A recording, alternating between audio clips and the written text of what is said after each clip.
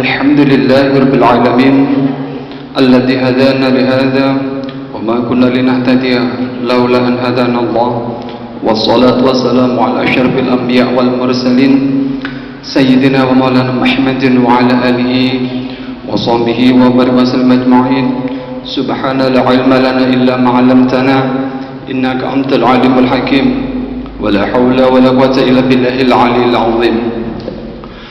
رب اشرح لي صدري ويسر لي أمري واحلل عقدة من لساني يفقهوا قولي. قال المؤلف رحمه الله تعالى ونفعنا به وبعلمه في الدارين آمين.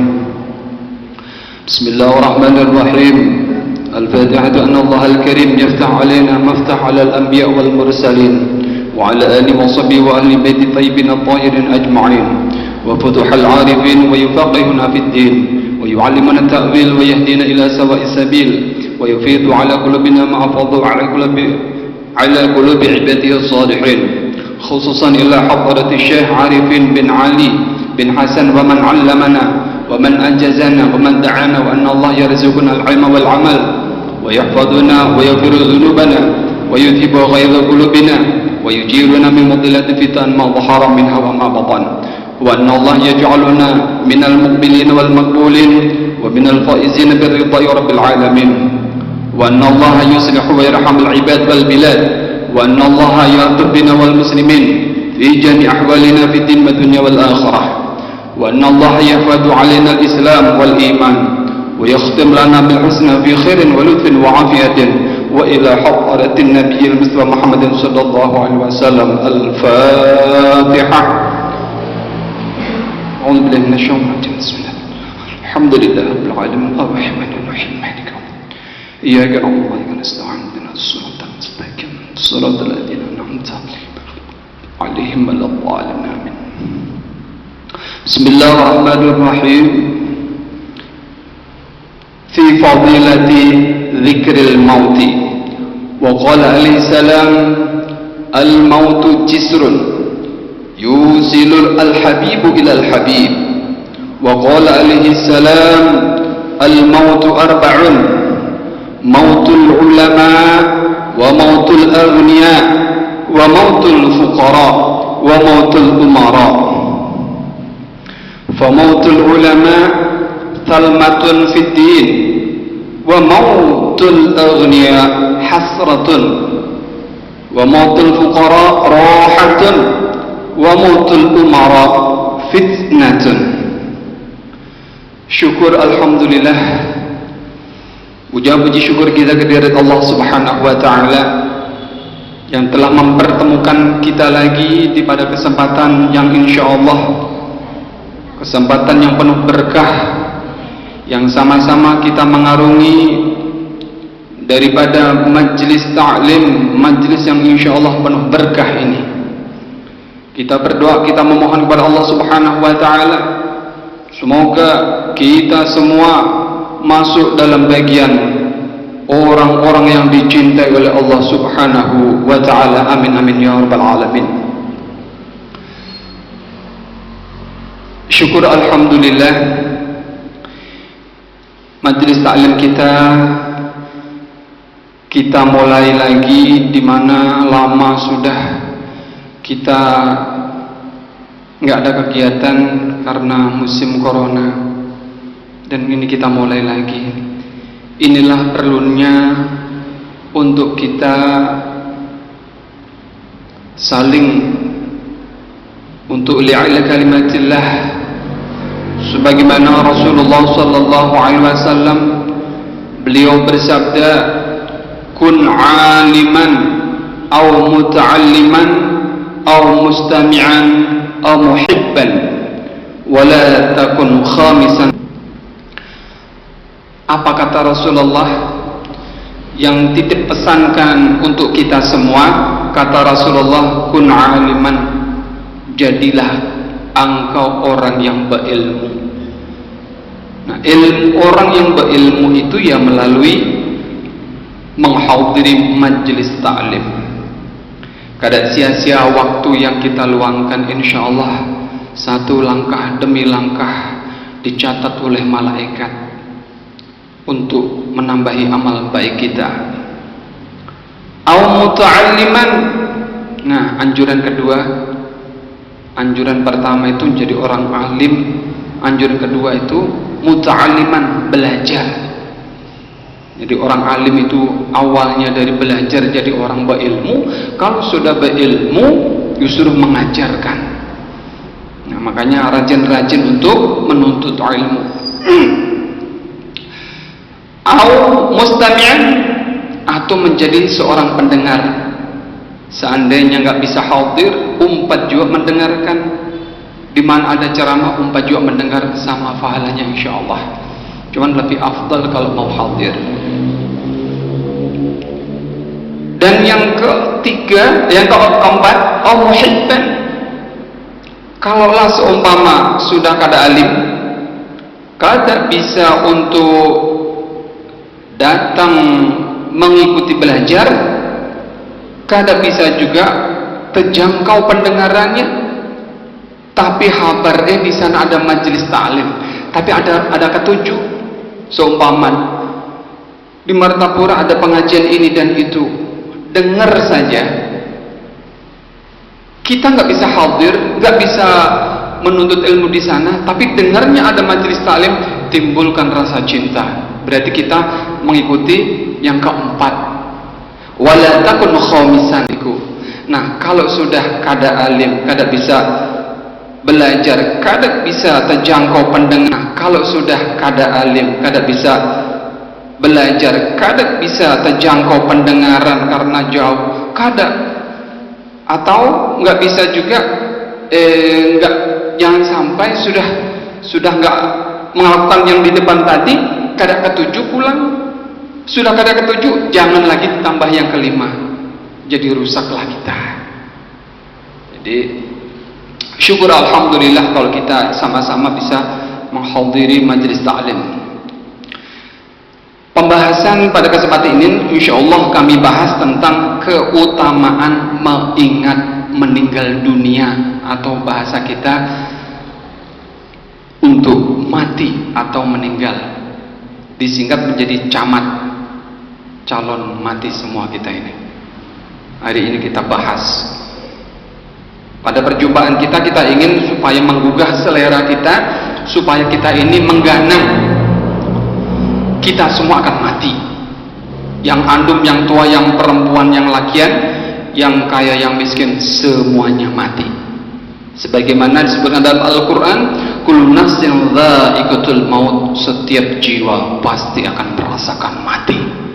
Walaupun sembunyi di dalam lapis gua, pintu tutup 1000, mati juga.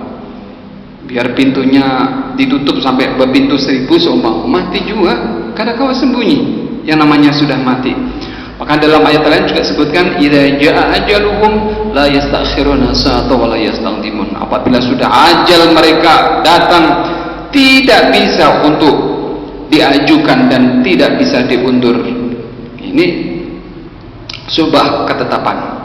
Wa qala alaihi salam, dan baginda Nabi Muhammad sallallahu alaihi wasallam beliau bersabda, al mautu jisrun yusilu al habibu ilal habib. Yang namanya kematian itu adalah merupakan jembatan yang menyampaikan diri seseorang yang beriman, diri seseorang yang bertakwa kepada Allah, itu adalah kekasih Allah. Disampaikan ilal habib, kepada kekasihnya. Artinya begini ibu, kalau kita ini menjadi orang yang beriman, kalau kita ini mau beramal soleh, menjauhi larangan Allah, melaksanakan apa yang Allah perintahkan, kita ini secara otomatis menjadi kekasih Allah.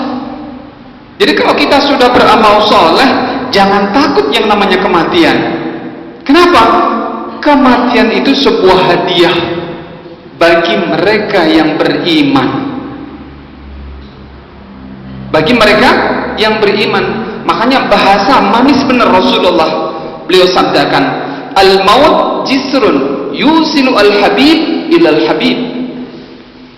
Jadi kematian itu sebuah jembatan yang menyampaikan kekasih, disampaikan kepada kekasihnya.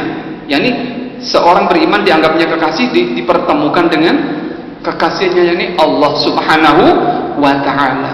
Sebagaimana tersebut dalam sastra bahasa Arab, ni'matul qulubi liqa'il mahbub, bahagianya hati bila sedang berjumpa dengan sang kekasih. Jadi ibu, yang namanya kematian ini sudah qudrat iradat Allah Subhanahu wa ta'ala. Kalau kita sadar, ya, kalau kita sadar, faham akan itu ketentuan Allah, jadi ketika ada kematian, kalau bisa kada usah lagi menggarung-garung, cakar-cakar, merobek-robek hati, rasa kehilangan dan penyesalan.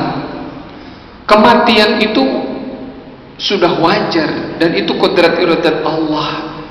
Bagaimana kita seorang yang dekat dengan si mayit, relakan saja. Kita semua juga akan mati. Yang perlu disiapkan adalah bagaimana kita setelah mati nanti. Makanya di sini ingat, kita sedikit buka sejarah. Ketika salah seorang ulama, Syekh Siti Jenar, Syekh Siti Jenar itu kan orangnya kharikul adah. Kharikul adah itu bahasanya ingatannya kuat, rasa cintanya kepada Allah itu kuat betul. Sehingga di sana ada selisih faham. Syekh Siti Jenar itu hidup di zaman Wali Songo. Pada pendek ceritanya, beliau disepakati dihukum mati. Dihukum mati beliau ini. Padahal beliau ini adalah seorang wali, tapi yaitu mohon maaf, ada bahasanya seperti bahasa Nabi Khidir itu. Melihat anak bayi dibunuh, melihat rumah-rumah langsung dirobohkan, semuanya ada rahasia. Ya. Dan Syekh Jenar ini ketika disepakati mau dibunuh, beliau malah senang. Kenapa? Disebutkan dalam Al-Qur'an, "Faman kana yarju liqa'a rabbih falyamal amalan shalihan wa la yusyrik bi'ibadati rabbih ahada." Barang siapa yang ingin berjumpa dengan Allah, falyamal amalan shalihan, maka beramallah dengan amal yang saleh, wala yusyrik bi'ibadati rabbih ahada, dan janganlah kalian menyekutukan dengan sesuatu apapun. Artinya orang mukmin itu orang yang beriman, bertakwa kepada Allah, semuanya insya Allah akan berjumpa dengan kekasihnya, yakni Allah Subhanahu wa ta'ala. Jadi kita yang beriman, bertakwa, jangan takut dengan kematian, jangan takut. Dan intinya kita siapkan, karena mati itu adalah sebuah kenikmatan untuk orang yang beriman, untuk orang yang bertakwa kepada Allah Subhanahu wa ta'ala. Makanya dijanjikan di dalam Islam, nikmatul mauti fi dinillah. Senyaman-nyamannya orang meninggal dunia, orang yang mau menetapi agama Allah Subhanahu wa ta'ala. Intinya, kalau kita beriman, ketika datang ajal kematian, maka disitulah kalau kita ingin bertemu dengan Allah, maka jembatan pintu utama yang harus dilewati kematian. Dan mati bagi orang beriman sebuah kenikmatan yang luar biasa.